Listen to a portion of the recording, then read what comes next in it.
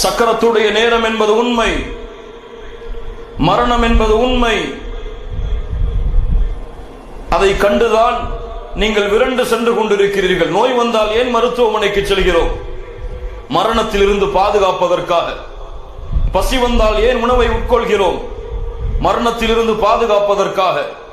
எதை கண்டு நீங்கள் விரண்டு ஓடிக்கொண்டிருக்கிறீர்களோ அந்த மரணம் உங்களை வந்தே சந்தித்தே தீரும். கல்ல இதா பலகத்தி தராக்கி வக்கீல மன் ராக். அந்த மரணம் வந்தால் கேட்பான், ஓதி பார்ப்பவர்கள் யாராவது உண்டா? இந்த மரணத்திலிருந்து எங்களை பாதுகாப்பவர்கள் யாராவது உண்டா? எந்த மருத்துவர் பாதுகாக்க முடியும்? எந்த ராணுவ பட்டாளம் பாதுகாக்க முடியும்?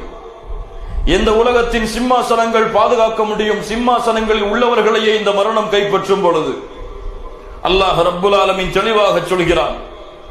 அப்படிப்பட்ட நிலைமை, மரணத்துடைய இறுதி நேரம் எல்லோர்களையும் சந்திக்கும்.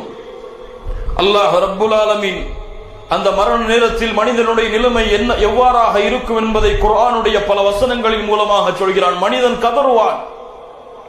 கதறுவான், என் தந்தையை என்னை காப்பாற்றுங்கள், என் தாயை என்னை காப்பாற்றுங்கள், என் மனைவியை என்னை காப்பாற்று, என் பிள்ளைகளை என்னை காப்பாற்று, என்னை தன்னிடத்திலே முறையிடுவான்.